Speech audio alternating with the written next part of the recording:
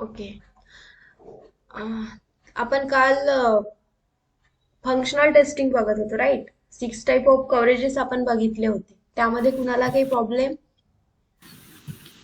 एखादं एक्झाम्पल समजलं नसेल, काही कन्सेप्ट समजला नसेल, काही प्रॉब्लेम आहे कुणाला? Neha, please share the notes. हा, तेच मी म्हणणार होती की नोट्स रेडी आहेत. मी वेट करत होते की कोण कधी नोट्स मागतंय म्हणून. बिकॉज मी तुम्हाला कंटिन्युअसली सांगत आहे की तुम्ही रोजचा टॉपिक रोज कव्हर करा. बट नोट्स तर आणखी कुणी मागितल्याच नाहीये. But no problem. आजच्या लेक्चर नंतर तुमच्याकडे फंक्शनल नॉन फंक्शनलच्या नोट्स असतील. ओके. Notes Okay. रेडीच आहेत. या व्यतिरिक्त कुणाला काही प्रॉब्लेम आतापर्यंतच्या होल सिलेबस मध्ये?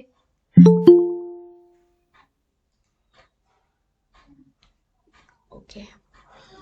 फंक्शनल टेस्टिंग मध्ये 6 टाईप ऑफ कव्हरेजेस आपण बघितले आहे. त्यामधले सर्वच इम्पॉर्टंट आहे. बीबीटी टेक्निक जे आहेत किंवा टेस्टिंग टेक्निक जे आहेत त्यामध्ये तुम्हाला काही कन्फ्युजन असेल तर तुम्ही ते परत मला विचारू शकता. मी परत एक्सप्लेन करेल. आणि तुम्हाला ते खूप व्यवस्थित अंडरस्टँड करायचं आहे तुमच्या लेवलला, आणि त्याचं एक प्रॉपर आन्सर प्रिपेअर करायचं आहे. ठीक आहे. म्हणजे तुम्हाला माहिती आहे बट ते प्रेझेंट किती चांगल्याने करता येईल यावर तुम्ही जास्त फोकस करा. ठीक आहे. बिकॉज हा एक IMP क्वेश्चन आहे. मोस्टली मॅन्युअलचा, सपोज कधी कधी तुम्हाला फक्त मॅन्युअलच्या इंटरव्ह्यूसाठी कॉल येईल. कधी ऑटोमेशन आणि मॅन्युअल मिक्स असेल, बट मग असेच क्वेश्चन येतात. ठीक आहे. कारण आपला टेस्टिंग रिलेटेडच मोस्टली क्वेश्चन येणार आहे. जसं की तुम्ही टेस्ट केसेस लिहिता, मग होऊ शकतं की टेस्ट केसेस तुम्हाला एखादं लिहायला सांगतील आणि मग सेम टाइमला तो त्याच फील्डमध्ये किंवा त्याच एरियामध्ये मूव्ह करेल. मग तो विचारेल की टेस्ट केसेस लिहिताना तुम्ही कोणते कोणते कव्हरेजेस फोकस करता किंवा कोणत्या टेक्निक यूज करता. तर त्या केसमध्ये मग आपल्याला ते सांगावं लागू शकतं. ठीक आहे. तर तुम्ही ते व्यवस्थित करत चला.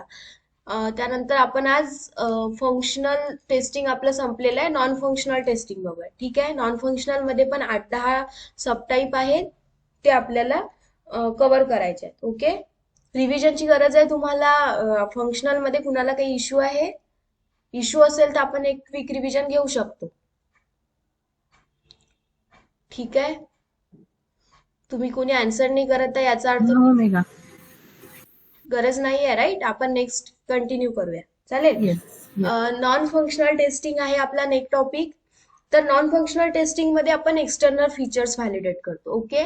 जसं आपण फंक्शनल मध्ये बघत होतो तर आपण इंटरनल फीचर्स बघितले, जसं की तुमचं बिहेवियर टेस्टिंग आपण बघितलं, एरर कव्हरेजेस बघितले, राईट?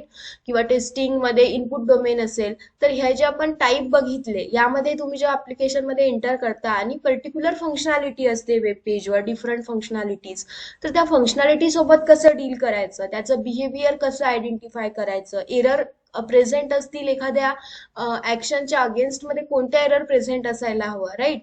किंवा कलर रिलेटेड असेल, बटन रिलेटेड असेल, ह्या ज्या ह्या ज्या इंटरनल गोष्टी आहेत किंवा इंटरनल फॅक्टर्स आहेत, हे आपण फंक्शनल टेस्टिंग मध्ये फोकस केले होते. नॉन फंक्शनल मध्ये आपण ऍप्लिकेशनच्या एक्सटर्नल फीचर्सवर टेस्ट परफॉर्म करतो. ओके. तर आता एक्सटर्नल फीचर्स चेक करत असताना मग कोणते कोणते कव्हरेजेस किंवा कोणते कोणते टाईप आपण फॉलो करतो? सगळ्यात पहिले आहे रिकव्हरी टेस्टिंग. ओके. या रिकव्हरी टेस्टिंगलाच तुम्हाला असा क्वेश्चन येऊ शकतो की रिलायबिलिटी टेस्टिंग. तुम्ही हे नोट करून घ्या. ठीक आहे. इथे लिहिलेलं नसेल, बट रिकव्हरीलाच रिलायबिलिटी टेस्टिंग असं पण म्हणतात. ओके. म्हणजे क्वेश्चन कधी कधी स्ट्रेट फॉरवर्ड रिकव्हरी टेस्टिंग येईल, बट कधी कधी रिलायबिलिटी टेस्टिंग पण येऊ शकतो. आता रिकव्हरी टेस्टिंग या टर्म्स वरून तुम्हाला काय कळतं, काय असू शकतं यामध्ये? तुम्ही एक गेस करायचा प्रयत्न करा गाईज. जेव्हा तुम्ही या पद्धतीनं एखादी गोष्ट करता ना, मग तुम्हाला ती जास्त चांगल्याने तुम्ही लक्षात ठेवू शकता, राईट? तर तुम्ही रिलेट करत चला. आता रिकव्हरी टेस्टिंग आहे. रिकव्हरी टेस्टिंग वरून तुम्ही काय रिलेट करू शकता, काय असू शकतं यामध्ये? ट्राय करा तुम्ही सांगायला. आपण डिस्कस करणारच आहे, चुकलं तरी काही प्रॉब्लेम नाहीये. मे बी एखाद्या वेळेस डाटा डिलीट झाला तर तो रिकव्हर करू शकतो. Recover from failures like hardware. Okay. आणखी ट्राय करा. अदर पीपल नॉर्मल यामध्ये सिया, ट्विंकल काय गेस करू शकता रिकव्हरी टेस्टिंग वरनं? पुन्हा ठीक आहे, काही प्रॉब्लेम नाही. रिकव्हरी टेस्टिंगलाच रिलायबिलिटी टेस्टिंग म्हणतात. रिकव्हरी टेस्टिंग मध्ये आपल्याला चेक करायचं असतं की आपलं ऍप्लिकेशन ऍबनॉर्मल सिच्युएशनला कसं हँडल करतं. ओके, आता ऍबनॉर्मल सिच्युएशन म्हणजे काय, तर आपण एक एक्झाम्पल थ्रू बघू. ठीक आहे, तुम्ही बऱ्याचदा एखाद्या सपोज कन्सिडर करा ब्राउझरला काहीतरी सर्च करत आहे. ओके, असंच काहीतरी सर्च करत आहे डेटा, म्हणजे तुम्हाला काही इन्फॉर्मेशन हवी असेल, तुम्ही सर्च करत आहे क्रोमला आणि अचानक तुमची नेट कनेक्टिव्हिटी गेली. म्हणजे जर तुम्ही वायफाय यूज करत असाल तर वायफाय बंद पडलं. ओके, डेटा तुमच्याकडे आहे नाही, तर त्या केसमध्ये तुम्ही सर्च मध्ये काहीतरी टेक्स्ट टाकली होती, एंटरवरही क्लिक केलं होतं आणि सेम टाइमला तुमची data connectivity, network connectivity loss झाली कन्सिडर करा.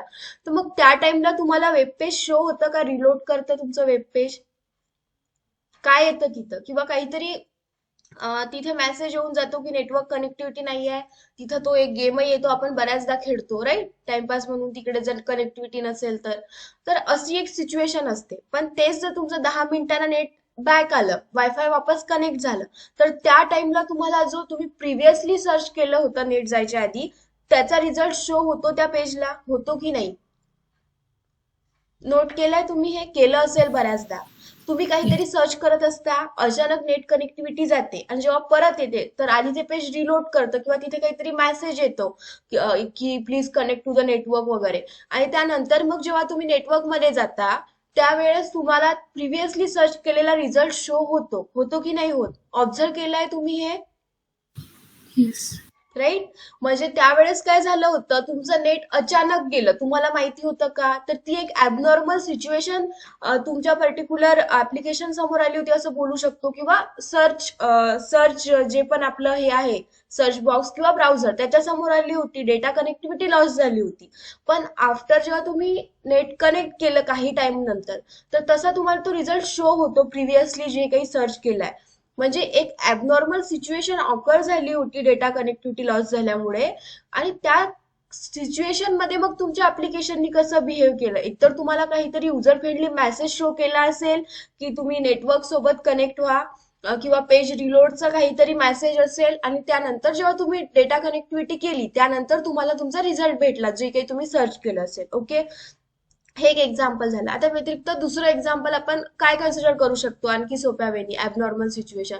तुम्ही फोन पे, गुगल पे किंवा पेटीएम किंवा हे सगळं यूज करता. ठीक आहे, त्यामध्ये तुम्ही कॉन्टॅक्ट नंबरनी पण पैसे सेंड करू शकता, किंवा कधी कधी तुम्ही नेमनी करता, किंवा युपीआय कोड्स वगैरे असतात राईट. तर तुम्ही हे पैसे किंवा एखादं ट्रान्झॅक्शन करत आहे कन्सिडर करा, आणि सेम टाइमला तुमच्या बाय मिस्टेक तुमच्यामुळे काय झालं की बॅक बटनला क्लिक झालं. ओके, तुम्ही पासवर्ड वगैरे एंटर केला, मग लोड करत असतं राईट. आपले पैसे जोपर्यंत डिडक्ट होत नाही तोपर्यंत ऍप्लिकेशन लोड करत असतं, एक प्रोसेसिंग सुरू असते राईट. आणि सेम टाइमला जर तुम्ही बॅक बटन क्लिक केलं तर काय होतं, ती एक प्रकारची ऍबनॉर्मल सिच्युएशन झाली. मग त्या सिच्युएशन मध्ये तुमचं ऍप्लिकेशन कसं बिहेव करेल, त्या ऍबनॉर्मल सिच्युएशन पासून ते रिकव्हर करू शकतं का? तिथं जर काही प्रोसेसिंग सुरू असताना इंटरप्शन आलं असेल तर ते युजरला गाईड करेल का? तिथे युजर फ्रेंडली मेसेज शो करेल का? जर अशी ऍबनॉर्मल सिच्युएशन आली तर त्यानंतर मग त्या सिच्युएशन मधनं ऍप्लिकेशन रिकव्हर होईल का? ओके, म्हणजे व्यवस्थित बिहेव करेल का? जो एक्सपेक्टेड रिझल्ट आहे युजरला तो देईल का? जसं की युजरनी बॅक बटन क्लिक केलं तरी आपल्याला एक्सपेक्टेड असतं की आपण थोड्या वेळानंतर जर हिस्ट्री चेक केली तर पेमेंट कम्प्लीट व्हायला हवं. ठीक आहे, बऱ्याचदा असं होतं की आपण बॅक बटन करतो पण ऑलमोस्ट प्रोसेस झालेली असते, तर तुम्हाला दिसतं की पेमेंट सक्सेसफुल वगैरे, पण कधी कधी पेंडिंग मध्ये जातं राईट. तुम्हाला तुमचे पैसे वगैरे वापस द्यात ही नंतरची गोष्ट आहे. आणि मग तिथे तुम्हाला काहीतरी युजर फ्रेंडली मेसेज पण होतो की पेमेंट प्रोसेसिंग वगैरे आहे राईट. तर ही जी सिच्युएशन आहेत अशा येतात. या ऍबनॉर्मल सिच्युएशन मधनं तुमचं ऍप्लिकेशन कसं बिहेव करेल, युजरला कसं गाईड करेल किंवा रिकव्हर करेल, हे आपल्याला रिकव्हरी टेस्टिंग और रिलायबिलिटी टेस्टिंग मध्ये चेक करायचं असतं. ठीक आहे, आता याच्या डिफरंट ऍबनॉर्मल सिच्युएशन असू शकतात. एक पेमेंटचं झालं, त्यानंतर हे बघा, हे सेकंड एक्झाम्पल आपण कन्सिडर करू शकतो की एखाद्या वेळेस तुमचं ऍप्लिकेशन रनिंगला आहे आणि कधी कधी तुमच्या कम्प्युटरचा प्रॉब्लेम असतो, तो हार्डवेअर रिलेटेड वगैरे झाला, तर तुमचं कम्प्युटर असं अचानक रिस्टार्ट वगैरे होतं, एखाद्याचं कम्प्युटर स्लिपिंग मोडला वगैरे जाऊ शकतं, किंवा काही प्रॉब्लेम असू शकते.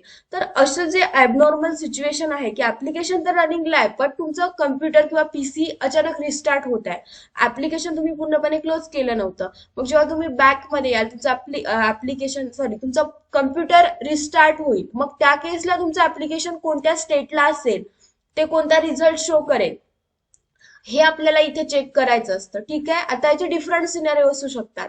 आणखी काय एक्झाम्पल तुम्ही गेस करू शकता यावरनं? बघा, डे टू डे लाईफ मध्ये आपण अशा कितीतरी ऍक्टिव्हिटी करत असतो.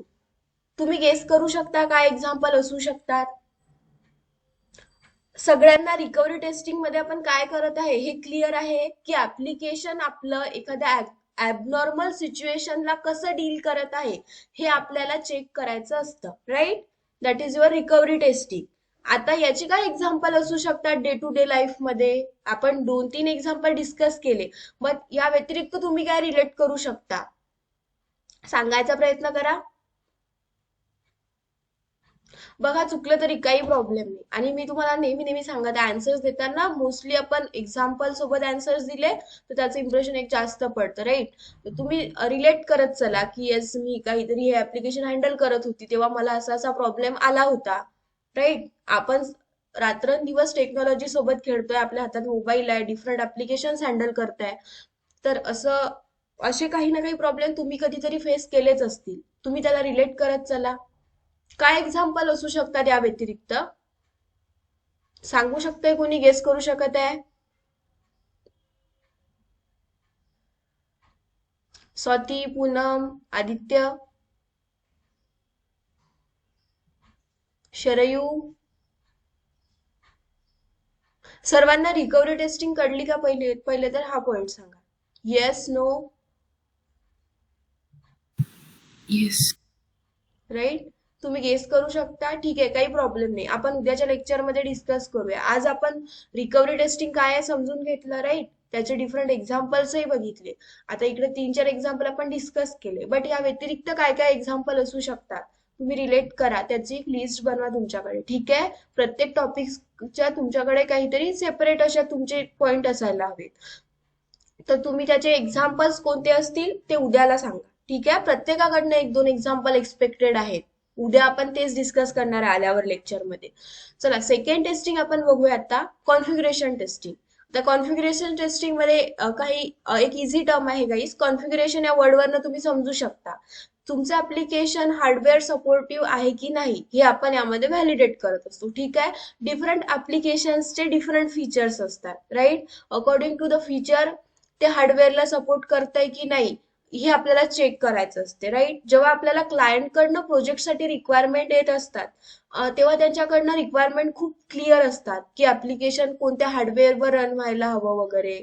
हार्डवेअरच्या जशा रिक्वायरमेंट असतात त्या सॉफ्टवेअरच्या असतात, डिफरंट व्हर्जन्स असतील किंवा अदर काही फीचर्स असतील. ठीक आहे, प्रॉपर्टीज असतात हार्डवेअरच्या डिफरंट, त्यानुसार कॉन्फिगरेशन किती आहे, सपोर्टिव्ह आहे की नाही ऍप्लिकेशन, हे चेक करायचं असतं आपल्याला, राईट? आता एक एक्झाम्पल बघा की तुम्ही मोबाईलमध्ये ऍप्लिकेशन यूज करताना बऱ्याचदा बघता काही पीडीएफ्स वगैरे रीड करत असता, तर कधी कधी एखादी अशी पीडीएफ किंवा एक्सेल फाईल किंवा कधी कधी CSV फाईल्स अशा येतात तुमच्याकडे, त्याचा फॉर्मॅट काहीतरी डिफरंट असतो, आणि त्या केसमध्ये तुमच्या मोबाईल जे डिव्हाइस आहे ते सपोर्ट करत नाही. म्हणजे तुमच्याकडे त्याची झिप फाईल किंवा फाईलचा जो ऍड्रेस आहे तो दिसतो, बट तुम्ही त्याला ओपन करून रीड करू शकत नाही. बट कधी कधी जर रीड झालं तर त्याचे कंटेंट ओरिजिनल फॉर्मॅटमध्ये येत नाहीत. काहीतरी एक प्रोग्रामिंग लँग्वेज असते, तो कोणता तरी कोड असेल किंवा HTML कोड असेल, म्हणजे तुम्हाला जे एक्सपेक्टेड लँग्वेज आहे तसे कंटेंट शो होत नाही, बिकॉज तुमचं हार्डवेअर त्या पर्टिक्युलर फाईलला सपोर्ट करत नाही,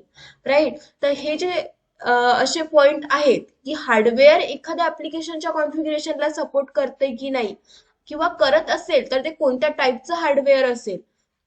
ठीक आहे, हे सगळं आपल्याला कॉन्फिगरेशन टेस्टिंग मध्ये चेक करायचं असतं. याचा तुमच्याकडे बेसिक डेटा दिलेला असतो की पर्टिक्युलर ऍप्लिकेशननी या हार्डवेअरला सपोर्ट करायला हवं, राईट, त्यानुसार तुम्ही चेक करा. आणि बऱ्याचदा ऍप्लिकेशन मध्ये काहीतरी लिमिटेशन त्यांनी सेट केलेलं असतात, जसं की काही आउटडेटेड वगैरे काही गोष्टी असतील ज्या प्रिव्हियसली आहे, तर ऑलरेडी ऍप्लिकेशनचा जो ओनर असेल तो ठरवून टाकतो की नाही, मला या हार्डवेअरला वगैरे माझं ऍप्लिकेशन सपोर्ट करायला नकोच आहे. म्हणजे जशी त्याची रिक्वायरमेंट असेल की एखाद्या हार्डवेअरला सपोर्ट करायला हवं, सेम टाइमला त्यांनी हे पण डिसाईड केलेलं असतं की कोणत्या हार्डवेअरला सपोर्ट करायला नको. तर ह्या कोणत्या हार्डवेअरला सपोर्ट करायला हवं किंवा नको हे जे आहे तुमचं, त्यानुसार तुमच्याकडे एक रिक्वायरमेंटची लिस्ट असते आणि तुम्ही चेक करत असता configuration. Okay, in short configuration मध्ये तुमचं ऍप्लिकेशन कोणत्या हार्डवेअरला सपोर्ट करेल और नाही करेल हे तुम्हाला चेक करायचं असतं. ओके, आता याचेही डिफरंट एक्झाम्पल असू शकतात. पीडीएफचं झालं, कधी कधी तुम्ही इनव्हायसेस डाउनलोड करता डिफरंट, हे असू शकतं. कधी सीएसव्ही फाईल्स असू शकतात, राईट. कधी कधी होऊ शकतं की तुम्ही एखाद्या लिंकवरनं चेक करत आहे, फाईल्स नसतील लिंक्स असतील, तर त्या लिंक्स ज्या असतात त्या पण कोणत्या हार्डवेअरला सपोर्ट करत आहेत ब्राउझर थ्रू. ठीक आहे, हे सगळं एक सिंक्रोनाइज वे मध्ये असतं, तर ते आपल्याला चेक करायचं असतं. ओके, कॉन्फिगरेशन टेस्टिंग मध्ये. देन आहे कम्पॅटिबिलिटी टेस्टिंग. तर बघा गाईज, कम्पॅटिबिलिटी टेस्टिंग हे एन्व्हायरमेंट रिलेटेड आहे. म्हणजे आपल्याला चेक करायचं असतं की आपलं जे ऍप्लिकेशन आहे ते डिफरंट एन्व्हायरमेंट मध्ये कसं बिहेव करतं किंवा सपोर्ट करतं का. जसं की आपण आता कोणतं एन्व्हायरमेंट बघत आहे, आपण ह्या ज्या सर्व टेस्टिंग बघत आहे ह्या कोणत्या एन्व्हायरमेंट, SIT. राईट. SIT हे टेस्टर्सचं एन्व्हायरमेंट आहे. याआधी आपण कोणतं एन्व्हायरमेंट पाहिलं होतं, डेव्हलपर. राईट, आपण डेव एन्व्हायरमेंट पाहिलं होतं. डेव एन्व्हायरमेंट मध्ये एक डिफरंट डेव्हलपर्सचं एन्व्हायरमेंट असते. नंतर SIT मध्ये मग SITचे एन्व्हायरमेंट असतात त्यांनी डिसाईड केलेले. म्हणजे त्यांच्याकडे कसं असतं, एक फायनल वालं एन्व्हायरमेंट असतं त्याला टेस्ट एन्व्हायरमेंट बोलतात, एक डमी वालं असतं त्याला काही जण बोलू शकतात की SND वगैरे बोलू शकतात, किंवा काही जण त्याला एक बीटा व्हर्जन्स मध्ये वर्क करतात. बीटा म्हणजे तुम्हाला माहित असेल, बीटा व्हर्जन म्हणजे काय असतं, बीटा टेस्टिंग ही टर्म पण सांगेलच मी तुम्हाला नंतर. बीटा म्हणजे एखादं ऍप्लिकेशन जेव्हा बनत आहे तर त्याचं जे करंट व्हर्जन आहे, ज्यावर काहीतरी वर्क सुरू आहे इम्प्रूव्ह करायला, ते असतं बीटा व्हर्जन करंटली. म्हणजे ते पूर्णपणे बनलेलं नसतं, फायनल व्हर्जन नसतं. ठीक आहे, इन प्रोग्रेस व्हर्जन आपण म्हणू शकतो.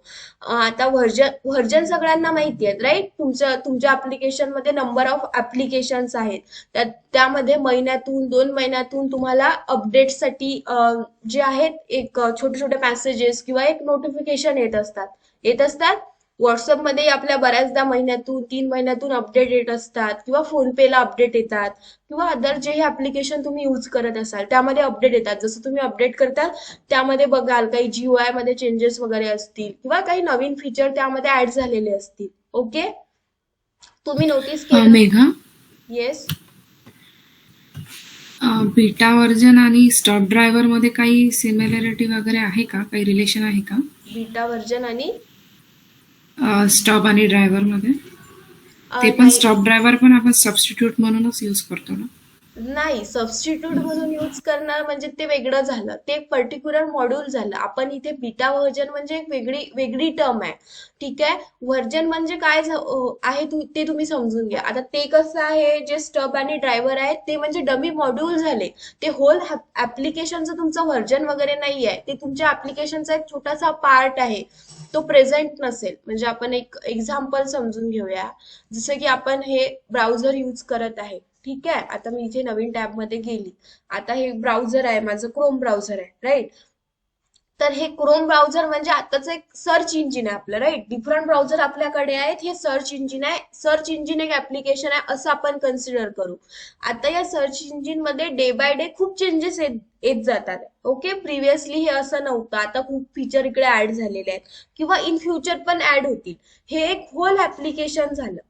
हे झालं तुमचं व्हर्जन रिलेटेड, की हे आताचं करंट व्हर्जन आहे माझं, यामध्ये जर मला काही फ्युचरमध्ये वाटलं चेंजेस येतील ते मी ऍड करेल, ते लॉन्च करेल, ते माझं नेक्स्ट व्हर्जन असेल. हे होल ऍप्लिकेशनचं झालं. आणि स्टब आणि ड्रायव्हर काय असतात, स्टब आणि ड्रायव्हर म्हणजे ऍप्लिकेशनचा एक छोटा पार्ट आहे. कन्सिडर करा की हेच क्रोम, तुमचं डेव्हलपमेंटमध्ये आहे, त्या टाइमला तुम्ही डेव्हलपमेंट केली आणि तुम्हाला टेस्टिंग परफॉर्म करायची आहे. तर या ऍप्लिकेशनमध्ये रिक्वायरमेंट नुसार त्यांनी काहीतरी कंडिशन दिलेली असेल की इकडनं एक जीमेलची टॅब असायला हवी, इकडे मेनू असायला हवा, इकडे युजरचा जो पण आहे अकाउंटची इन्फॉर्मेशन ती असायला हवी. हे एक रिक्वायरमेंट असेल. तुम्ही कन्सिडर करा की डेव्हलपरनी कोडिंग सर्व केली पण त्यांच्याकडे ही जी अकाउंट इन्फो वाली टॅब आहे ही प्रेझेंट नाहीये किंवा याचा काहीतरी डेटा त्यांच्याकडे प्रेझेंट नाहीये. म्हणजे ऍप्लिकेशन मध्ये जर हे 4 मॉड्यूल्स असतील, जीमेल, इमेज आणि ही एक आपले मल्टिपल ऑप्शन्स इथे आणि त्यानंतर एक युजर प्रोफाईल, जर 4 असतील आणि ही प्रेझेंट नाहीये त्यांच्याकडे युजर प्रोफाईलची टॅब किंवा एक सब मॉड्यूल, तर मग या केसमध्ये ते स्टब प्रिपेअर करतात. ओके, स्टब म्हणजे एक डमी मॉड्यूल आणि मग ते इकडे इंटिग्रेट करतात त्या टाइम पुरतं आणि युनिट टेस्टिंग परफॉर्म करतात. Okay, sorry, integration testing perform करतात. इंटिग्रेशन मध्ये आपल्याला ते अप्रोचेस आहेत, ठीक आहे, स्टब ड्रायव्हर साठीचे. आणि मग कधी कधी काय होतं की त्यांच्याकडे हे 4ही मॉड्यूल्स असतील, ठीक आहे, आणि हा जो होल जीयूआय असेल म्हणजे ऍप्लिकेशनचं एक स्ट्रक्चर किंवा ढाचा आहे, यामध्ये काहीतरी त्यांचं डिपेंडन्सी असेल एखाद्या लायब्ररी वगैरेची, त्यामुळे ते त्यांच्याकडे प्रेझेंट नाही आहे. तर मग त्या केसमध्ये ते असा एक वेब पेजचा जो मेन मॉड्यूल आहे त्याचं एक डमी प्रिपेअर्ड करतील, त्याला आपण ड्रायव्हर बोलतो, ते इंटिग्रेट करतील आणि इंटिग्रेशन टेस्टिंग करतील. ओके, तर हे ऍप्लिकेशनच्या रिलेटेड झालं. आणि व्हर्जन्स म्हणजे काय, त्यामध्ये जे नवीन नवीन फीचर ऍड करत जातात, प्रत्येक वेळेस लॉन्च होतात, ते म्हणजे तुमचे व्हर्जन्स झाले. ओके, आता समजलं तुम्हाला, ह्या 2 गोष्टी रिलेटेड नाही आहेत, ह्या डिफरंट टर्म्स आहेत. आरती क्लिअर आहे? येस मेघा. राईट. आता व्हर्जन काय असू शकतात बघा, मी क्रोमचं तुम्हाला दाखवणारच होते. आता तुम्ही इकडे बघितलं, ठीक आहे, तर आपण टेस्टिंग व्हर्जन इकडनं बघू. 0.2 पासून एक क्रोमचं व्हर्जन स्टार्ट झालं होतं, तर करंटली कोणता याचे अपडेट येत गेले बघा.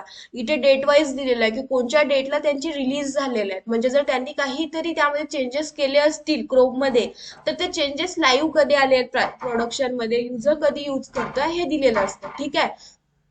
तर सगळ्यात पहिले व्हर्जन आलं होतं 2008 मध्ये, मग त्यानंतर काहीतरी त्यांनी चेंजेस इम्प्लिमेंट केले, मग 0.3 आलं. ते कधी आलं, मग 2008 मध्येच नेक्स्ट मंथला आलं, मग त्याच्या नेक्स्ट मंथला आणखी काहीतरी चेंजेस ऍड होत गेले. तर असे एक व्हर्जन चेंज होत जातात, काहीतरी मायनर चेंज आले की, आणि ते लगेच काय होतात, लॉन्च होतात. बघा, हा यांचा फर्स्ट लॉन्च आहे. मग त्यांनी सेकंड रिलीज मध्ये काय केलं होतं ते इथे आलेलं आहे. आता करंटली कोणतं व्हर्जन आहे, स्टार्ट कधी झालं होतं, 0.2 पासून झालं होतं. आता करंटली कोणतं व्हर्जन आहे, तुम्ही पण तुमच्या ऍप्लिकेशनचे व्हर्जन चेक करू शकता. आता इथे मी जर सेटिंग मध्ये गेली तर माझं क्रोमचं करंट व्हर्जन दिसेल. बघा, करंट व्हर्जन कोणतं आहे, 97.0 सुरू आहे. हे एक ऑफिशियल बिल्ड आहे, फायनल लॉन्च झालेलं, ठीक आहे. पण सेम टाइमला आता जर ते काही करंटली चेंजेस प्लॅन करत असतील द्यायचे, तर काय असेल, त्यांचं जे करंट व्हर्जन जे असेल ते बीटामध्ये असेल. ओके, आता इथे ते दिलेलं नसेल मे बी, बिकॉज ह्या ज्या गोष्टीला आपल्याला गुगलला वगैरे नाही भेटू शकत, ठीक आहे. तर एक बीटा व्हर्जन असतं. बीटा व्हर्जन म्हणजे आता सपोज मी 97 व्हर्जन हे लॉन्च झालेलं आहे, आपण सगळे यूज करत आहे. आता यानंतरचं जे व्हर्जन येईल 98.0 येईल, राईट, किंवा 97.1 वगैरे असं येईल, तर त्या व्हर्जन मध्ये ते करंटली वर्क करत आहे, ते त्यांचं बीटा व्हर्जन झालं. म्हणजे त्याचं वर्क इन प्रोग्रेस आहे. त्यांना जर काही एक्स्ट्रा फीचर्स आणखी ऍड करायचे असेल, जीयूआयचा चेंजेस करायचा असेल, तर ते सगळं त्यांचं इन प्रोग्रेस मध्ये वर्क सुरू आहे. मग ते ज्या इन प्रोग्रेस मध्ये वर्क करत असताना जे व्हर्जन यूज करतात त्याला बीटा व्हर्जन बोलतात, ठीक आहे. म्हणजे ते एक स्टेबल व्हर्जन नसतं, त्यामध्ये करंटली काम सुरू असतं, ठीक आहे. तर आपण असं व्हर्जन डाउनलोडही केलं, कधी कधी काही ऍप्लिकेशन अवेलेबल असतं, तर मग ते स्टेबल नसतं, ठीक आहे. त्याचं बिहेवियर जे आहे कधी पण प्रॉब्लेम देऊ शकतं, त्याची फंक्शनॅलिटी कधी पण ब्रेक होऊ शकतं. का होऊ शकतं, कारण ते फायनल नसतं, त्यामध्ये जी कोडिंग वगैरे केलेली आहे त्यामध्ये काहीतरी चेंजेसवर वर्क सुरू असतं, ठीक आहे, बॅकग्राऊंडला. त्यामुळे बीटा व्हर्जन हे स्टेबल व्हर्जन नसतं. तुम्ही एवढं लक्षात घ्या की बीटा व्हर्जन कोणत्या ऍप्लिकेशनचं, म्हणजे त्यावर काहीतरी वर्क सुरू आहे, ते इन प्रोग्रेस आहे, फायनल रिलीज झालेलं व्हर्जन नाही आहे. ओके, आता तुम्हाला डिफरन्स कळला, फायनल व्हर्जन कोणता आहे, डिफरंट व्हर्जन्स कसे येतात, काहीतरी फीचर ऍड होतात, काही रिमूव्ह होतात. करंटली इन प्रोग्रेस आहे त्याला बीटा व्हर्जन बोलतात, ठीक आहे. आता आपण एवढं का डिस्कस करत आहे, आपल्याला कम्पॅटिबिलिटी टेस्टिंग मध्ये ऍप्लिकेशनच्या व्हर्जन बद्दलच चेक करायचं आहे. ठीक आहे, आपला जो टॉपिक आहे. तर तुम्हाला बीटा व्हर्जन कळलं, व्हर्जन काय असते ते कळलं, राईट? म्हणजे त्यामध्ये काहीतरी फीचर ऍड होतात, मग नवीन रिलीज येतो, नवीन लॉन्च होतात आणि त्यामध्ये एक्स्ट्रा फीचर्स ऍड केले जातात. ओके, तर कम्पॅटिबिलिटी टेस्टिंग मध्ये आपल्याला तेच चेक करायचं असतं व्हर्जन्सच्या रिलेटेड. त्यामध्ये सगळ्यात पहिले आहे फॉरवर्ड कम्पॅबिलिटी अँड देन आहे बॅकवर्ड कम्पॅटिबिलिटी टेस्टिंग. तर ह्या ज्या टेस्टिंग्स आहेत, यामध्ये आपल्याला चेक करायचं आहे की तुमचं ऍप्लिकेशन तुम्ही वर्क करत असताना जर एखाद्या ब्राउझरचं किंवा सॉफ्टवेअरचं जे नवीन व्हर्जन आलं ते कसं बिहेव करतं. ठीक आहे, जसं की तुम्ही फॉरवर्ड आणि बॅकवर्ड कम्पॅबिलिटी हे हाय लेवलला आहे. ओके, यामध्ये चेक करायचं असतं की न्यू व्हर्जन सोबत तुमचं ऍप्लिकेशन कसं बिहेव करते एखाद्या ब्राउझरच्या. आणि देन दुसऱ्या बॅकवर्ड कम्पॅटिबिलिटी टेस्टिंग मध्ये तुम्हाला चेक करायचं असतं की तुमचं जे न्यू व्हर्जन आहे ते ओल्ड व्हर्जन सोबत कम्पॅटिबल आहे का. आता ह्या ज्या दोन टेस्टिंग आहेत ना गाईज, ह्या एन्व्हायरमेंट रिलेटेड आहेत मोस्टली. तर आपल्याला यावर फोकस नाही करायचा आहे. फक्त फॉरवर्ड कम्पॅटिबिलिटी टेस्टिंग असेल, बॅकवर्ड कम्पॅटिबिलिटी टेस्टिंग असते, एवढी टर्म तुम्हाला माहित असू द्या जर ऐकलं कधी तर. आपल्याला मेन जे तुम्हाला क्वेश्चन येणार आहे किंवा आपल्यासाठी इम्पॉर्टंट आहे ते आहे cross browser testing. Okay, cross browser testing मध्ये तुम्हाला क्वेश्चन येऊ शकतो की तुम्ही क्रॉस ब्राउझरवर वर्क केलं आहे का. तुम्ही यस सांगायचं. क्रॉस ब्राउझर मध्ये इन सिम्पली आहे, तुम्ही जे पण टेस्ट परफॉर्म करता ते डिफरंट ब्राउझर मध्ये तुम्हाला चेक करावं लागते आणि हे करावंच लागते तुम्हाला. ओके, बिकॉज ऍप्लिकेशन जर एकाच ब्राउझरला सपोर्ट करत असेल तर ते तेवढं पॉप्युलर होणार नाही, तेवढं यूज मध्ये येणार नाही. कारण शेवटी युजरची चॉईस असते की ते कोणतं ब्राउझर यूज करतील. जसं की मी मोस्टली क्रोम प्रिफर करत आहे, पण तुमच्यामधलं कुणी असेल, आरती असेल, पूनम असेल किंवा अदर कुणी, त्या एखाद्याला मॉझिला आवडत असेल, एखाद्याला फायरफॉक्स आवडत असेल, राईट? आता विंडोज 10 सोबत मोस्टली एज ब्राउझर वगैरे येते, right? Mostly Edge browser use करतात आजकाल सगळे. नंतर सफारी आहे. ओके, इथे स्पेलिंग मिस्टेक आहे, हे सफारी ब्राउझर आहे. तर सफारी ब्राउझर पेड ब्राउझर आहे. ओके, जसं फ्रीली अवेलेबल नसतं. आता जर तुम्ही गुगलला गेले आणि तुमच्याकडे फक्त क्रोम असेल, तर एखाद्याला फायरफॉक्स यूज करायचं असेल तर तुम्ही जाऊन फ्रीमध्ये फायरफॉक्स ब्राउझर डाउनलोड करू शकता, यूज करू शकता. बट सफारी असं नाहीये. ठीक आहे, सफारी फ्री मध्ये यूज नसतं, ते एक पेड ब्राउझर आहे. मोस्टली डेव्हलपर्स कडे असतं की त्याचे जे हायली फीचर्स वगैरे आहेत.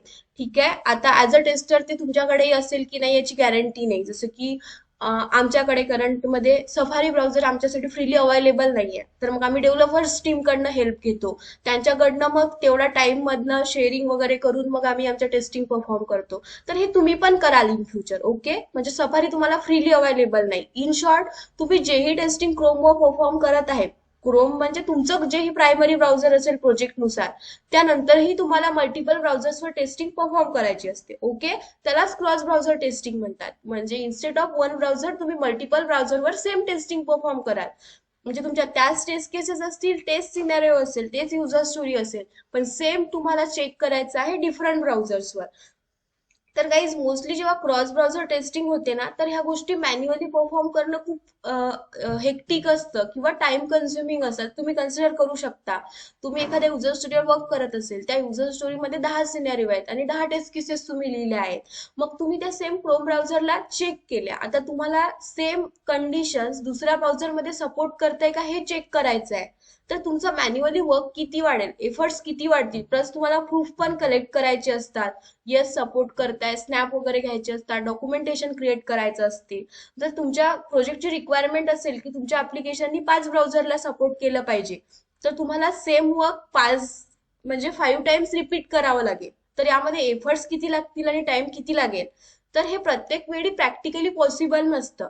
मग त्यासाठी या केसेसमध्ये काय असतं, ऑटोमेशन प्रिफर्ड करतात. ठीक आहे, तुम्ही सगळे ऑटोमेशन शिकत आहे, मग तुमच्याकडे मॅन्युअल सिनारिओ असतात, तुम्ही ते चेक करताय एकदा मॅन्युअली. मॅन्युअल टेस्टिंग ही प्रत्येक ऍप्लिकेशन मध्ये होतच असते. ठीक आहे, फक्त ते रिपिटेटिव्ह मोड मध्ये होत नाही. एकदा राईट केलं की मग त्याला ऑटोमेशन मध्ये कन्वर्ट केलं जातं. तुमच्याकडे 10 टेस्ट केसेस होत्या तुमच्या रेडी, ज्या तुम्ही क्रोम मध्ये टेस्ट केल्या. ओके, मॅन्युअली टेस्ट केल्या.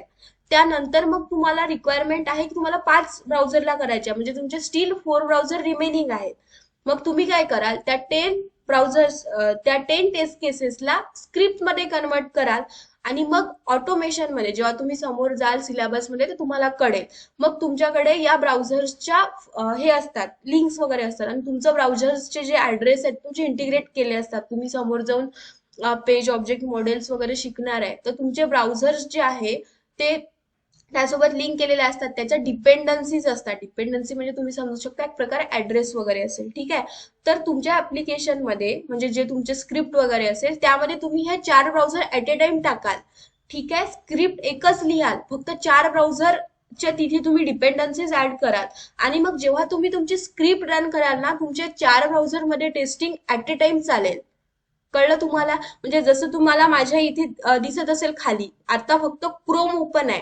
जसं मी माझ्या इक्लिप्स मधनं सपोज आता मोठ्या प्रोजेक्ट मध्ये इक्लिप्स युज होत नाही, इंटेल आयजे किंवा त्यांचे काही डिफरंट सॉफ्टवेअर्स असतात याचे प्रोग्रामिंगचे ते युज होतात.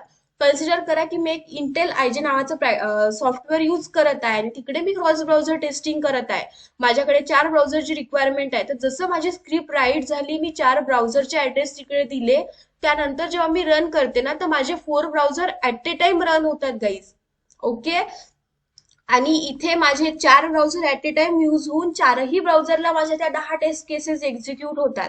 ही ऑटोमेशनची कमाल आहे. म्हणजे तुम्ही स्क्रिप्ट एकदाच लिहिता, ठीक आहे, मॅन्युअल सिनेरिओ एकदाच लिहिता, त्याला एकदाच कन्वर्ट करता, कोड एकच असेल, फक्त डिफरंट ब्राउझरचे ऍड्रेसेस तिथे जातील एका फाईलमध्ये आणि ते रन होतील आणि मग तुम्ही क्रॉस ब्राउझर टेस्टिंग परफॉर्म कराल. ओके. कळलं सगळ्यांना? आता तुम्हाला थोडं हे कॉम्प्लिकेटेड वाटेल, ठीक आहे, बिकॉज तुमच्या समोर ही गोष्ट प्रॅक्टिकली नाहीये आणि तुम्हाला आताच दाखवू शकत नाही बिकॉज तुम्ही त्या प्रोग्रामिंगच्या कन्सेप्ट पर्यंत आता गेलेले नाहीये. बट क्रॉस ब्राउझर मध्ये अशा मल्टिपल ब्राउझरवर आपल्याला टेस्टिंग परफॉर्म करायची असते. तर तुम्हाला सांगायचा उद्देश हा आहे की ह्या गोष्टी जेव्हा मॅन्युअली टाइम कन्झ्युमिंग असतात, पॉसिबल नसते, मग या गोष्टीसाठी तुम्ही ऑटोमेशन स्क्रिप्ट राईट कराल. ओके. ती एक्झिक्यूट कराल आणि त्यामागे काय एम आहे आपलं? टाइम आणि एफर्ट सेव्ह झाले पाहिजे. राईट? आलं लक्षात? इन शॉर्ट तुम्ही क्रॉस ब्राउझर मध्ये मल्टिपल ब्राउझरवर टेस्टिंग परफॉर्म करत आहे. Same test cases, same condition. Guys audible आहे मी सगळ्यांना? कळतंय तुम्हाला? Yes ma'am. येस. आणि जेव्हा तुम्ही समोर जाल सिलेबस मध्ये तेव्हा ह्या गोष्टी तुम्ही प्रॅक्टिकली करा. म्हणजे आपले जे लॅपटॉप्स कॉन्फिगरेशन वगैरे आहे ते एवढं पॉसिबल किंवा एवढं हाय नाही आहे की आपण 4 ब्राउझरला एक सोबत रन करू शकू. राईट? तुम्ही एखादं ऍप्लिकेशन तुम्हाला मिळेल डमी वगैरे, कोणी तुम्हाला सांगेल की एखादं ट्विटर जे आहे ते करा, कुणी एखादं शॉपिंग रिलेटेड जे आहेत ई कॉमर्स साईट ऍप्लिकेशन ते ऑटोमेट करा. तर तुम्हाला असे काही 2-3 डे बाय डे प्रॅक्टिस मध्ये घ्यायचे आहेत. ओके. इन फ्युचर अविनाश वगैरे सांगेल तुम्हाला. तर मग तेव्हा आपण काय करणार आहे, प्रिव्हियसली तुम्ही एकाच वेब पेज मध्ये पूर्ण टेस्टिंग कराल, मग त्यानंतर तुम्ही डिफरंट मॉड्यूल शिकाल, पेज ऑब्जेक्ट वगैरे, मग तुमचा कोड डिवाइड होईल त्या मॉड्यूलमध्ये. त्यानंतर जेव्हा तुम्ही क्रॉस ब्राउझर टेस्टिंग कराल, ठीक आहे, किंवा त्याला पॅरलल टेस्टिंग वगैरे, ऑटोमेशनच्या टर्म्स थोड्या वेगळ्या आहेत, ते कराल तर तुम्ही 2 ब्राउझरवर टेस्ट करा. ठीक आहे. आपल्याला 4 ब्राउझरवर ऍट ए टाइम टेस्ट करणं पॉसिबल नाही. आपला लॅपटॉपचं कॉन्फिगरेशन हाय नसल्यामुळे ते सपोर्ट नाही करणार. आपल्याकडे तुम्हाला 16 GB असेल तरी ते नाही करणार सपोर्ट. ते एन्व्हायरमेंट डिफरंट आहे. म्हणून आपण ऍटलिस्ट तुम्हाला रिअल प्रॅक्टिकल एक्सपिरियन्स 2 ब्राउझर सोबत येईलच. म्हणजे सेम टाइमला आपण क्रोम आणि फायरफॉक्स करू. ठीक आहे. तेव्हा तुम्हाला कन्सेप्ट जास्त क्लिअर होईल. पण यामागची थेअरी ही आहे की आपल्याला मल्टिपल ब्राउझरमध्ये टेस्टिंग परफॉर्म करायची असते. ठीक आहे. आता एखाद्याच्या प्रोजेक्टमध्ये जर क्लायंटची रिक्वायरमेंट नसेल की ऑटोमेशन नको आहे तर मग तुम्ही मॅन्युअली कराल तीच गोष्ट. म्हणजे जे क्रोमवर केली आहे तीच रिपीट फायरफॉक्सवर पण कराल. ठीक आहे. That is cross browser testing. आता सेकंड आहे व्हर्जन कंट्रोल टेस्टिंग. आता व्हर्जन कंट्रोल मध्ये काय आहे, याचं थोडं अपोजिट आहे. ठीक आहे. म्हणजे यामध्ये तुम्ही काय करताय, सेम ऍप्लिकेशनला टेस्ट करताय डिफरंट ब्राउझर्सवर.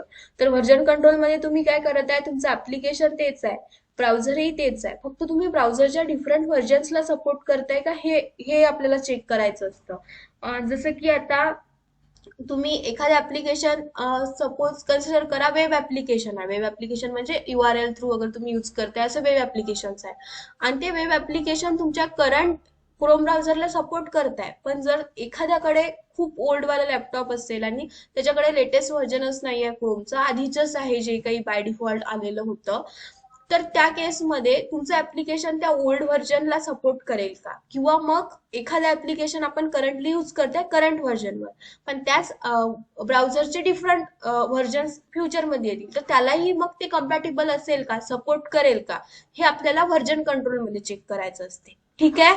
आता डिफरंट व्हर्जन्स असतात ऍप्लिकेशनचे, आणि कोणतंही ऍप्लिकेशन डेव्हलप करताना प्रेझेंट मध्ये ते कन्सिडर करतात की प्रेझेंट व्हर्जनला सपोर्ट केलं पाहिजे ऍप्लिकेशननं, प्लस त्याच्या प्रिव्हियसली जे 3-4 व्हर्जन्स असतील त्याला पण सपोर्ट केलं पाहिजे.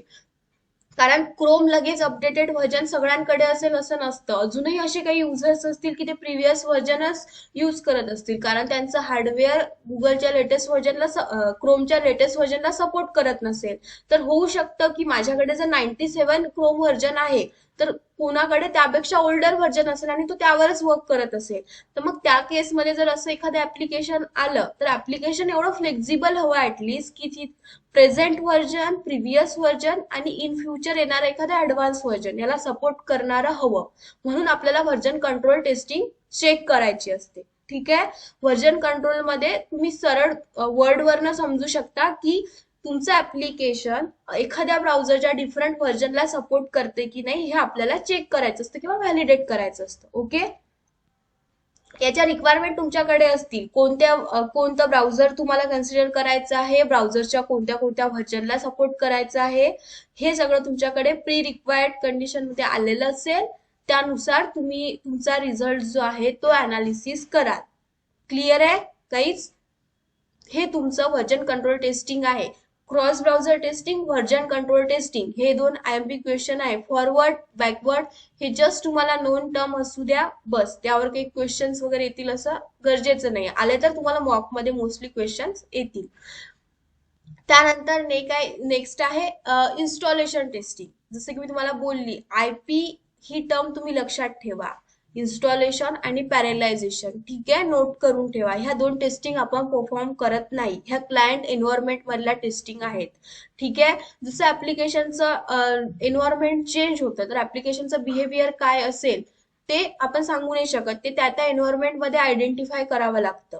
तर तुम्ही ऍप्लिकेशन डेव्हलप केलं, सोर्स कोड रेडी आहे, सगळ्या प्रकारच्या टेस्टिंग झालेल्या आहे, एंड टू एंड टेस्टिंग झालेली आहे, फायनल इंटिग्रेशन टेस्टिंगही झालेली आहे.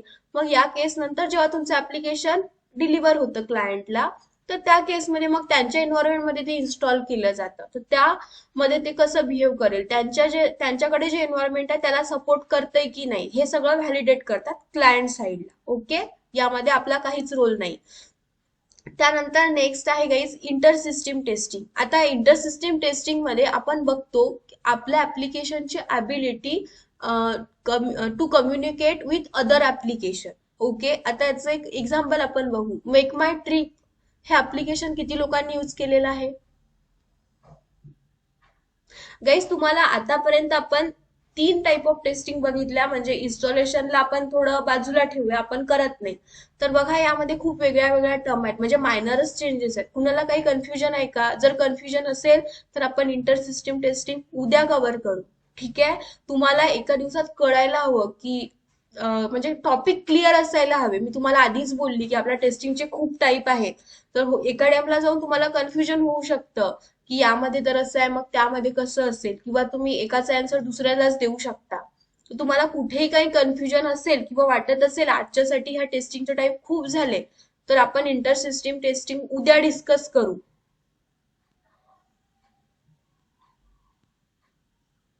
आतापर्यंतच्या 3ही टाईपच्या टेस्टिंग सगळ्यांना क्लिअर आहेत नॉन फंक्शनल मधल्या?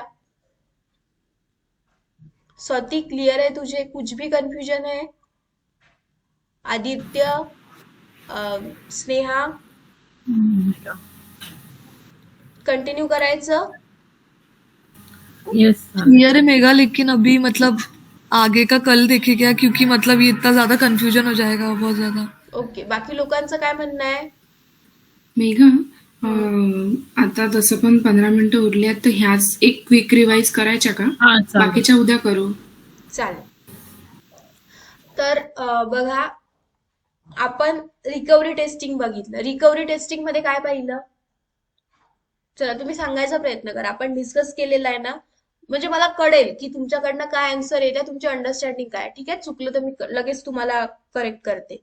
रिकव्हरी टेस्टिंग मध्ये काय काय करतोय आपण? ठीक आहे, नॉर्मल भाषेत सांगायचा प्रयत्न करा. प्रॉपर आन्सर नाही आलं तर काहीच प्रॉब्लेम नाहीये. एखाद्या वेळेस हार्डवेअर इश्यूमध्ये कनेक्टिव्हिटी लॉस झाली आणि परत जेव्हा कनेक्ट होतं तेव्हा मग पूर्ण डाटा रिगेन होतो रिकव्हरी टेस्टिंग. ते ते चेक करतो. एक्झाम्पल झालं, म्हणजे यामध्ये हार्डवेअरचा रोल मोस्टली नाहीये. ठीक आहे, तुमचं ऍप्लिकेशन म्हणजे त्यासाठी प्रॉपर वर्ड हा आहे आधी की ऍबनॉर्मल सिच्युएशन जेव्हा अकर होते त्या कंडिशन मध्ये तुमचं ऍप्लिकेशन कसं रिकव्हर होईल किंवा कसं बिहेव करेल. जसं की युजर फ्रेंडली मेसेज शो करेल आणि आफ्टर सम टाइम तुम्हाला प्रॉपर रिझल्ट शो करेल. तर हे जे एक्सपेक्टेड वन आहे हे आपल्याला जेव्हा प्रॅक्टिकली आपण टेस्टिंग परफॉर्म करत असतो ऍडव्हान्स मध्येच चेक करायचं असतं.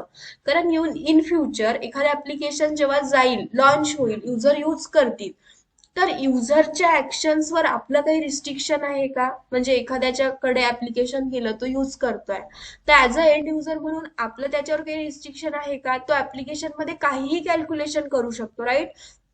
कधी कधी तो लगेच बॅक बटन प्रेस करेल. कधी होऊ शकतं एखादं ऍप्लिकेशन यूज करत आहे, तर जसं एखादं बघा, तुम्ही इंस्टाग्राम यूज करता, एखाद्याला काय वाटतं की लगेच मी जातो आणि दुसऱ्याच्या म्हणजे स्टोरीज बघतो, तो स्टोरीज बघते, ती स्टोरी लोडही होत नाही, तर मग त्याचं मन परत चेंज होतं. लगेच तो काय करतो, बॅक बटनला येतो आणि नाही, मग त्या ज्या आपल्या नॉर्मल वाल्या पोस्ट असतात तो बघतो. किंवा मग लगेच मग त्याला वाटतं नाही, मी दुसऱ्या सर्च फील्डमध्ये जाऊन एखाद्याला सर्च करतो, किंवा त्या ज्या तुमचे जे फॉलो झालेले पेजेस असतील त्याचे तुम्हाला बाय डिफॉल्ट काही रील्स वगैरे येतात ते बघतो. तर म्हणजे फ्रॅक्शन ऑफ सेकंड मध्ये युजरची चॉईस चेंज होत जाते, राईट? म्हणजे लगेच तो युजर स्टोरीला क्लिक करत आहे, पण लगेच त्याला वाटत आहे की नाही, मला नॉर्मल दुसऱ्यांच्या पोस्ट बघायच्या आहेत, तो लगेच बॅक बटनवर क्लिक करून पोस्टच्या टॅबमध्ये जातो. तर ही जे ऍक्शन युजर करत आहे, तर या ज्या फास्ट ऍक्शन मध्ये कधी कधी ऍबनॉर्मल सिच्युएशन ऑकर होते, ऍप्लिकेशनला कळत नाही कसं बिहेव करा. त्या केसमध्ये तुमचं ऍप्लिकेशन कधी कधी एक्झिट पण होऊन जातं, राईट? म्हणजे कधी कधी आपोआप एक्झिट होतं, पण काही काही ऍप्लिकेशन तुम्ही नोट करत असाल ते आपोआप एक्झिट होत नाही. तुम्हाला तिथे एक युजर फ्रेंडली मेसेज शो होतो की तुमचं ऍप्लिकेशन रन होत आहे, वेट ऑर एक्झिट. म्हणजे डायरेक्टली एक्झिट व्हायच्या आधी तुम्हाला एक मेसेज येतो युजर फ्रेंडली. नोट केलाय तुम्ही? वेट वाला तुम्हाला एक मेसेज येतो, वेट ऑर एक्झिट असं असतं, राईट? ऍप्लिकेशन रनिंग फास्ट वगैरे, वेट ऑर एक्झिट असं असतं. तर तुम्ही वेट करू शकता. वेट करत असाल तर तुमचं ऍप्लिकेशन रिकव्हर होतं आणि तुम्ही जे ऍक्शन लास्ट मध्ये परफॉर्म केली असेल त्याचा रिझल्ट येतो. पण तुम्ही एक्झिट केलं तर मग ऍप्लिकेशन क्लोज होतं. म्हणजे ती पण एक ऍबनॉर्मल सिच्युएशन आहे. बघा, मी तुम्हाला आणखी एक एक्झाम्पल सांगितलं या गोष्टीचं. तर अशा ज्या सिच्युएशन्स आहेत त्या सिच्युएशन मध्ये तुमचं ऍप्लिकेशन कसं बिहेव करेल, युजर फ्रेंडली मेसेज शो करेल का, ह्या ऍबनॉर्मल सिच्युएशन सोबत कसं डील करेल, हे आपण रिकव्हरी टेस्टिंग मध्ये चेक करतो. ओके, हे झाली रिकव्हरी टेस्टिंग. देन आपण बघितलंय कॉन्फिगरेशन टेस्टिंग. तर कॉन्फिगरेशन टेस्टिंग मध्ये आपल्याला चेक करायचं असतं की तुमचं ऍप्लिकेशन हार्डवेअर सपोर्टिव्ह आहे का. ठीक आहे, डिफरंट हार्डवेअर्सचे डिफरंट फीचर्स असतात, तर तुमचं ऍप्लिकेशन त्यासोबत कम्पॅटिबल आहे का किंवा सपोर्ट करत आहे का, हे तुम्हाला कॉन्फिगरेशन टेस्टिंग मध्ये चेक करायचं असतं. ठीक आहे, याचं एक्झाम्पल असू शकतं की काही एक्सेल फाईल, सीएसव्ही फाईल किंवा काही अदर फॉर्मॅट्सच्या फाईल्स असतात, त्या कधी कधी हार्डवेअरला सपोर्ट करत नाही, तर तुम्ही त्या हार्डवेअर डिव्हाइसमध्ये तुमची फाईल ओपन करू शकत नाही, किंवा ओपन केली तर ती प्रॉपर फॉर्मॅटमध्ये तुम्हाला दिसत नाही, त्याचा व्ह्यू चेंज होतो, त्याचा कुठेतरी जो डेटा आहे तो तुम्हाला काहीतरी वेगळ्याच लँग्वेजमध्ये दिसतो किंवा सोर्स कोड मध्ये वगैरे दिसतो. तर ते तुम्हाला कॉन्फिगरेशन टेस्टिंग मध्ये चेक करायचं असतं. तुमच्याकडे प्री रिक्वेस्टेड हार्डवेअर कॉन्फिगरेशन दिलेलं असतं, त्या हार्डवेअर मध्ये तुम्हाला ते सपोर्ट करते की नाही चेक करायचं असते. ठीक आहे, ते तुम्ही कॉन्फिगरेशन मध्ये करता. देन आहे कम्पॅटिबिलिटी टेस्टिंग. ठीक आहे, कम्पॅटिबिलिटी टेस्टिंग मध्ये दोन टेस्टिंग आपल्यासाठी इम्पॉर्टंट आहे. कोणत्या कोणत्या जस्ट पाहिलं आपण, क्रॉस ब्राउझर टेस्टिंग आणि व्हर्जन कंट्रोल टेस्टिंग. ठीक आहे, क्रॉस ब्राउझर टेस्टिंग मध्ये तुम्ही चेक करता की ऍप्लिकेशन मल्टिपल ब्राउझरला सपोर्ट करते का. ठीक आहे, 3 ब्राउझर 4 ब्राउझर असतील, त्यांची म्हणजे क्लायंट कडनं रिक्वायरमेंट असेल की माझं ऍप्लिकेशन 4-5 ब्राउझरला सपोर्ट करायला हवं, म्हणजे त्यांचं ऍप्लिकेशन फ्लेक्झिबल असेल, कुणी कोणत्याही ब्राउझरला यूज करू शकेल, म्हणून तशी रिक्वायरमेंट असते. मग आपण ते चेक करू किती ब्राउझरला सपोर्ट करताय, कोणते कोणते लिस्टेड ब्राउझर आहेत. त्यानंतर व्हर्जन कंट्रोल मध्ये तुम्ही चेक करता की सेम ऍप्लिकेशन एकाच ब्राउझरच्या डिफरंट व्हर्जनला सपोर्ट करते का. आलं लक्षात? म्हणजे ब्राउझर तेच आहे पण ब्राउझरचे डिफरंट व्हर्जन्स आहे. ठीक आहे. क्रॉस ब्राउझर मध्ये ऍप्लिकेशन तेच आहे पण ब्राउझर्स डिफरंट आहे. बट व्हर्जन कंट्रोल मध्ये same browser with different version. Different version. Right. म्हणजे सिम्पलच टर्म आहे. तुमच्या लगेच लक्षात येईल. क्रॉस ब्राउझर म्हणजे टेस्टिंग विथ मल्टिप्लायर ब्राउझर आणि व्हर्जन कंट्रोल मध्ये same browser with different versions. Okay. Inter system testing उद्या बघू आपण. ह्या ज्या आपल्या 4 टेस्टिंग बाकी आहेत त्या उद्या बघू.